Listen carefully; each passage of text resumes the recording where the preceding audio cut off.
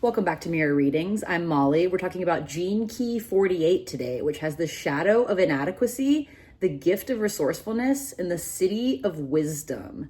If you'd like to get a Gene Keys reading from me, please visit my website, mirrorreadings.com, and subscribe to this channel to save 15% on all my offerings.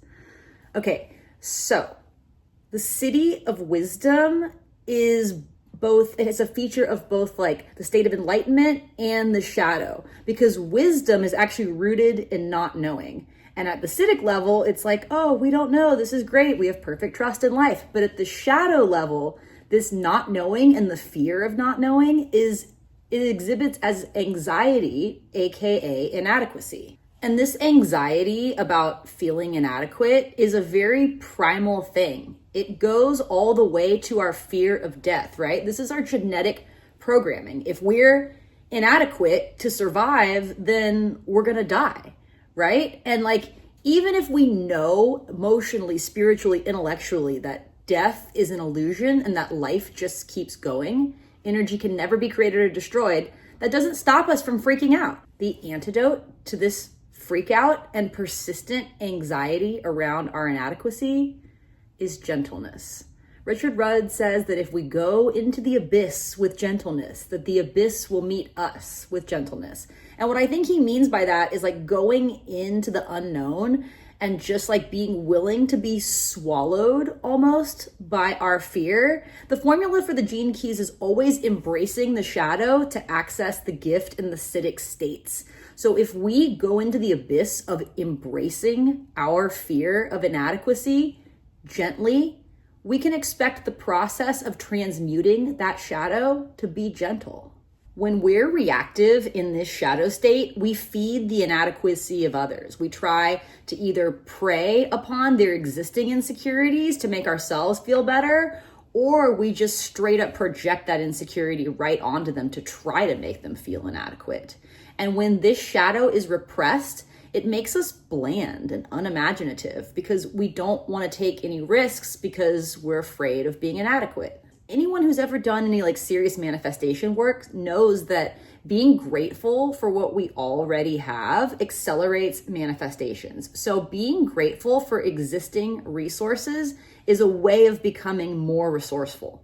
When this gift of resourcefulness stabilizes, these people know how to use resources wisely, and they know how to tap untapped potential. They know how to unleash creativity and ambition and just raw power in themselves and others. They also know how to orchestrate groups in order to get the most out of everyone in that group. These abilities come from creating connections between existing resources and relationships. I just want to read you directly from my notes here because this is like kind of a banger.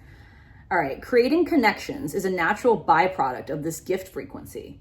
And resourcefulness is defined as a willingness to approach the unknown with a sense of openness and adventure. Then knowing arises of its own accord. So you see how it's the opposite of inadequacy. It's willing to show up and be like, I don't know, but I'm willing to figure it out because I know I'm resourced from within. My connection with my true self, my connection with the divine is the only resource needed to figure out like whatever needs to be figured out. And being willing to ask for help, right? Seeing other people as resources. Like not coming in with a bunch of agendas or the need to push anything means that connections can naturally be revealed. All resources are empowered when they're connected to other resources, but a lot of times we can't see those connections when we're totally locked into like our vision of how things should be or how we want them to be. So the wisdom of these natural connections wells up gently. And that's how you know you're getting on the on-ramp to the Siddhi of wisdom. And again, like the shadow of inadequacy, this feature is rooted in not knowing. But instead of being afraid of not knowing, there's a relief in not knowing because we can just be a pure channel for higher dimensional frequencies that do know, that can only work through us when we've surrendered to the not knowing and opened our hearts to how beautiful that is and trusting in the divinity of nature. Many great gurus and teachers have embodied this city of wisdom, but not because they're just so wise in and of themselves, but because they've surrendered to that not knowing and become this pure channel for the divine. Also contained in this city of wisdom is the balancing of the masculine and feminine, the balancing of these active and receptive principles is the law of nature. And when we embody that within ourselves without needing to understand it or intellectualize it or even put it into words, we're embodying wisdom. Again, wisdom is baked into nature. It is the divine moving into matter through us. All we really have to do is get out of the way and be cool with not knowing. I did a Vipassana years ago, a 10-day silent retreat, and that's where I learned that 99% of my thoughts were just me telling myself how right I was about everything and how wrong everyone else was.